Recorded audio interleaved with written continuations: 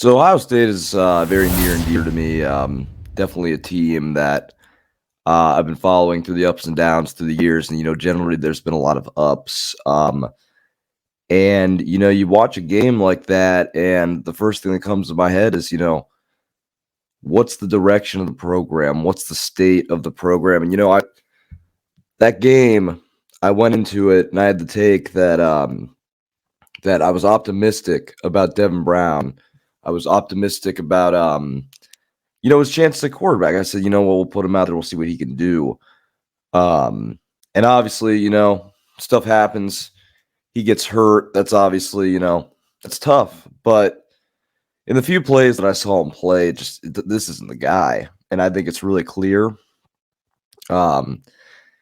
He's got mobility, but he just, I don't see the confidence out there. Now he's injury prone. He's been injured multiple times. Wildly overthrows receivers. Like there's overthrowing receivers, and it seems like every pass he's ever thrown is just overthrown. So yeah, I mean I don't see him as the guy for the future. I always thought Lincoln was a fraud. That's I don't really have much to say about him. You can chalk it up to I'll get into Ryan Day here in just a minute, but I mean, you could choke it up. You could toss it up to play calling, or that lack of preparation. He's just not an Ohio State quarterback. That's a I would have to say a MAC guy. The MAC guy. Kyle McCord, he went to Syracuse. He's a Syracuse kind of guy. That makes sense. Why do you think the big programs don't want him? They're not idiots. So yeah, at that point, I really don't have much to say about Lincoln. For the people out there that actually somewhat thought that Lincoln Keith-Holtz was the answer, come on, guys. Come on. Take a second. If you still have that thought that Lincoln Keith-Holtz can somehow be the guy, can lead us to a national championship, or even lead us to a Big Ten championship, or even lead us to a win against Michigan, sit down and you got to ask yourself the question, do I know anything that I'm talking about in the relative game to college football? Because I mean, he's young. Yeah, I'll give you that. You can make that debate that he's young, but guys, I don't see it. I watched the press conference. He went out there and he played that bad. And he was still full of himself. I transfer, but it's just to get into Ryan Day now. What do you do at this point? I still think he should be the coach because there's not a lot of other candidates. I'm not a blow it up guy. I'm usually not a fire the coach guy. I think that, when the game ends, you instantly react. And I think you tend to overreact. Like I said, I usually don't make the videos or the reaction tape this early on because I like to have a fair breakdown a few days in advance, let the emotions go to the side, and then really see and talk about what I think needs to be done. But this one was it's just a weird state, and I couldn't hold it back anymore that I got to get this out there just, to kind of give my thoughts on it. And I mean, Ryan Day, like I said a second ago there, I don't know where you go from here. I think you got to move some things around, like offensive line. There's got to be a coaching change there. Something's got to happen. He might have to give up the play calling. I mean, not a lot of successful head coaches in history call their own plays or are the offensive coordinator and the head coach. And yeah, we can say Brian Hartline's the offensive coordinator, but what Brian Hartline is he's a great wide receiver coach, and he's one of the best recruiters ever. That's what he is. He's not an OC. He's not an OC. I honestly more think that Brian Hartline would do a heck of a job as a head coaching role. What people really don't understand, what is the difference between a head coach and an offensive coordinator? The offensive coordinator shoulders a lot more of the load, let me tell you. But the key roles and key decisions that the head coach should be thinking about is what do I do on fourth down? What do I do on fourth and short?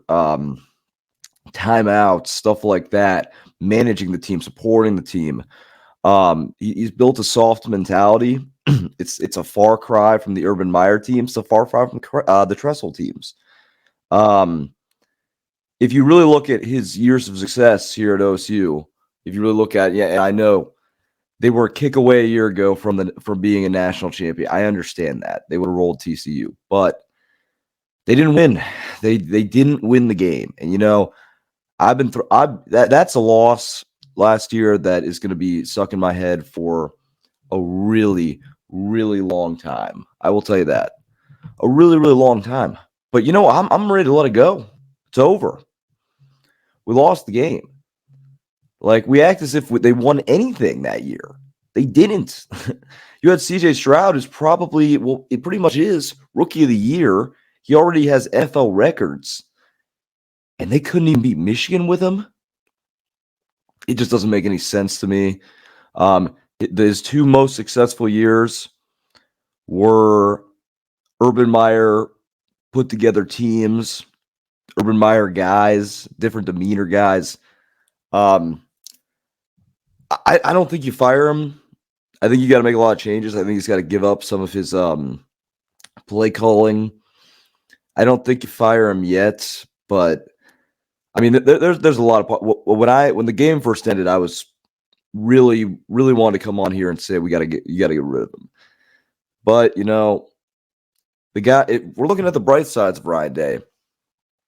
He wins the games he's supposed to win, and he wins about 25% of the games that he has to win. That are tough opponents. About 25%. Pretty rough record. And you got to make a decision if you're Ohio State at this point, because next year, if something drastic doesn't change, you're looking at probably two losses. Maybe you get into the 12-team playoff. Maybe you win a game. No national championship. So I just don't like the state of this team right now. Like I said, they seem soft. I think that I don't think there's a good culture there at all. Sometimes you can kind of tell when there's a good culture, when there's a bad culture, and the talent that this team has is just ridiculous. Talent is ridiculous. How do you mess up the quarterback situation this bad? He's a quarterback guy. That's what makes no sense to me. He's literally was a quarterback coach, and I don't know how you mess up the quarterback situation this bad. How do you roll with McCord? How do you even bring in a guy like Keen Holtz? Devin Brown is obviously a running quarterback. That is his strength, and Ryan Day doesn't like his quarterbacks to run. Why are you bringing him in? There's a lot of questions that I just have, and it's just a lot of. I could lose my heat about it, but the fact of the matter is, it's just depressing. It's really just depressing at this point what is going on with this team. Like Urban, on the down years for Urban, which they're, if you want to call them down year, I mean the year that you just had a sense that it was going to get turned around. I mean, you just had a sense I was trending in the right direction. It just felt like this just seems like a bad nightmare that we're never going to wake up from.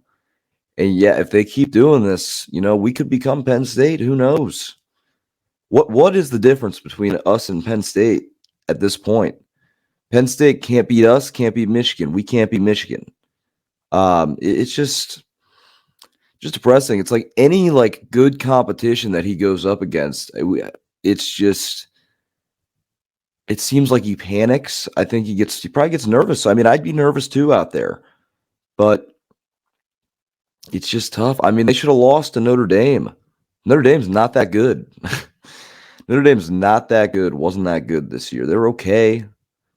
They should have lost. They were if the guy catches the interception, they lose it. It's just it gets to a point of ridiculousness.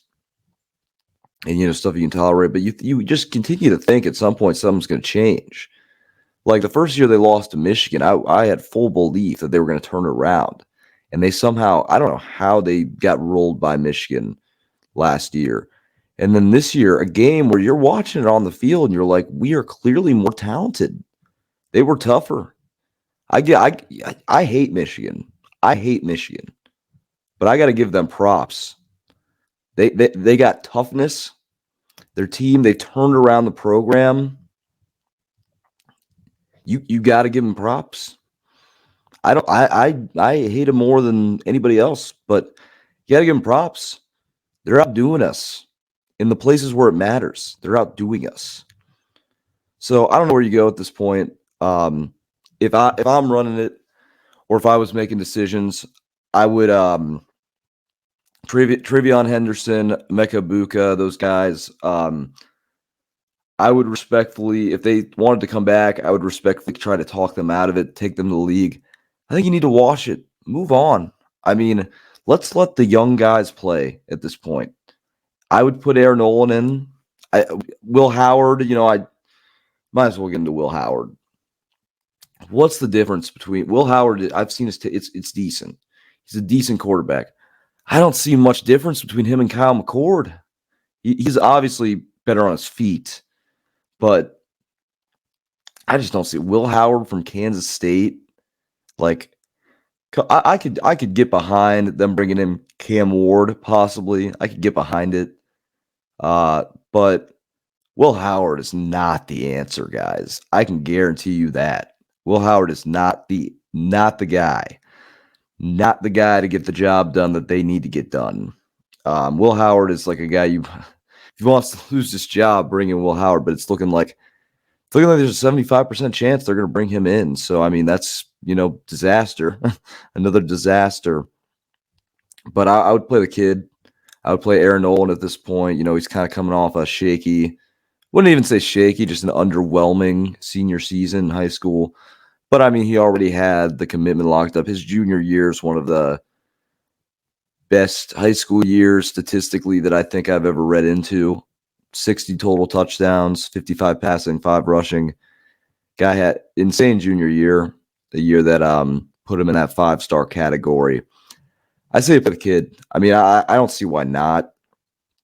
Because if you play Will Howard, if you they even go with Devin Brown, you're going to lose to Oregon, most likely. That's just the way it's trending. Play the young kid, see what he's got. Maybe he wows people, maybe he shocks people. Like at some point, you got to make a decision. You got to stick with it. We got guys coming in. Jeremiah Smith is one of the best high school tapes I've ever seen. Aaron Nolan, really good high school tape that I've seen. Had that really good junior season. Guy looks like he can play. Put those guys out there, see what they can do. And like I said, I did say Trevion Henderson, should probably tell him leave to move on. But if he doesn't, that would be a backfield of those. Like he was the only bright side to that offense yesterday. Was Trevion Henderson running the ball. He had some good runs in that game. He's an explosive back. He's going to be really good in the NFL. Big fan of him. Big fan of Trevion Henderson. If you have him if he does come back, if him in the backfield, give Dallin Hayden some reps. I don't know why Ryan Day doesn't play Dallin Hayden more. That's been a big knock that I've had. But if you just got to get it right at quarterback. You can't win a national championship when your quarterback is average. He has to be at least a good game manager. Like Kyle McCord, terrible game manager. But yeah, there's been plenty of guys that have won Super Bowls, national championships, stuff like that, and just been game managers.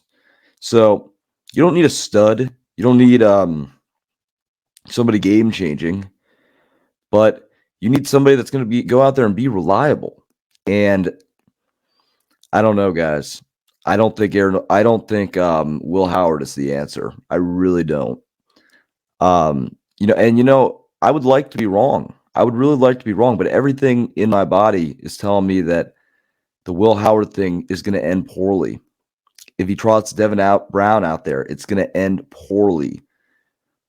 If he trotted Lincoln Keenholz out there, the team loses probably at 3 games at least. So I don't think he's going to do that. But like I would play the kid at this point. That would be the best bet. Kind of wipe it up a little bit, start over. Aaron Nolan is that guy. It makes sense. I think that if you give, let's do transfers aside. If you give the same roster to 90% of coaches, Aaron Nolan would be the guy they'd rock with. And then obviously just with the wide receiver town, Carnell Tate did have an underwhelming game. But you know what? At receiver, you can't have a good game if you can't get the ball thrown to you. So I don't knock him for that game. There's really bad play calling. Like when they put Lincoln Kienholz in, they did. I think they it was like 3rd and 8, and they ran the ball for some reason. It's like, are you just the biggest I don't even know. It's like it's really, really irritating, some of his plays. Like I remember that when Missouri scored the touchdown, went up 7-3, I said it's over. And there was 12 minutes left in the game. That's how bad it looked offensively. Like you can tell when you have a skilled offensive coordinator. You can just kind of tell because you can plug anybody in there. And I don't want to hear about the underprepared. He's the backup. He's been in the program for a year. Like we're acting as if the Josh Dobbs for the Vikings. I know it's the NFL, but he went in there off a day and he played and he won the game. So it's just like to come out looking that bad, it makes me think that one, lack of preparation all the way together, lack of preparation and just ridiculousness, just straight up ridiculousness. And then there was the thing where I think the team suspended one of their best offensive linemen for talking about like an NIL thing. Like, come on.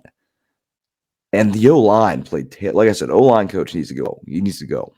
But to suspend your best guy over talking to a media, it's wild for me. You know, I'm gonna be a Buckeye fan till the end. You know, this is a team that I care about the most overall sports.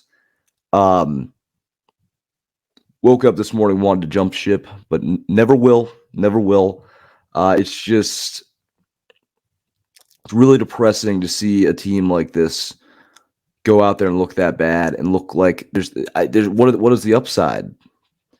It looks like it's getting worse.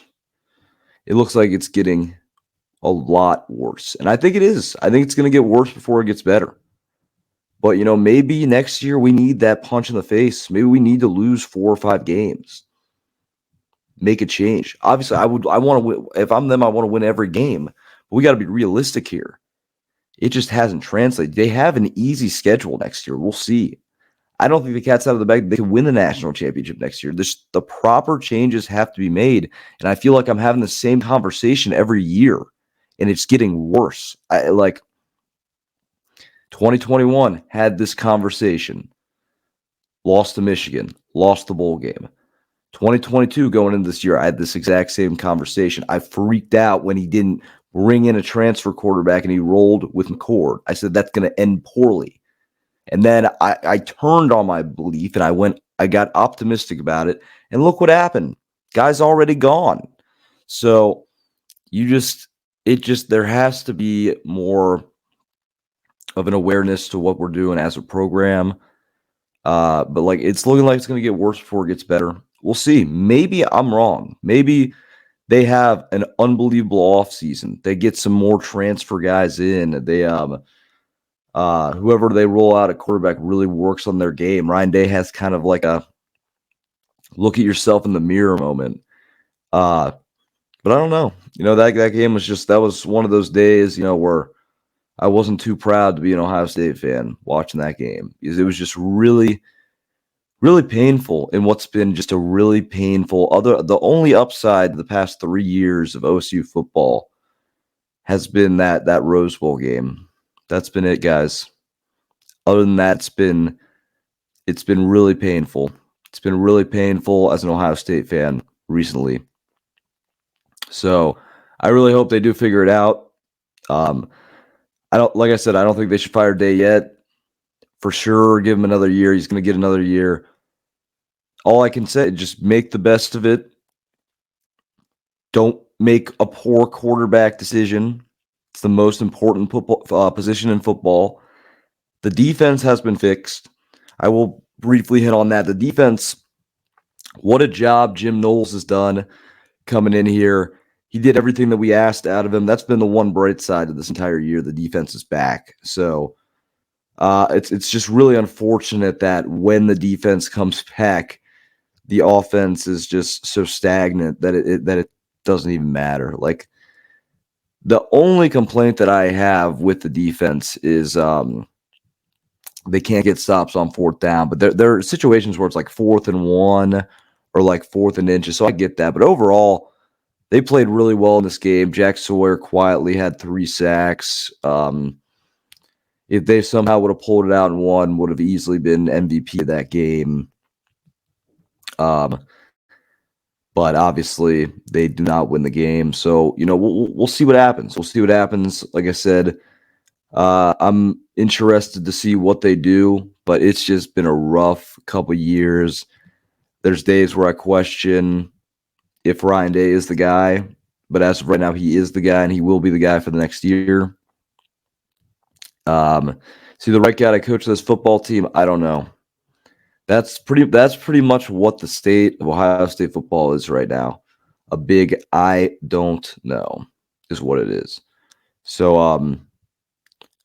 like I said, we'll see what happens. But yeah, not a great day to be an Ohio State football fan, I'll tell you that.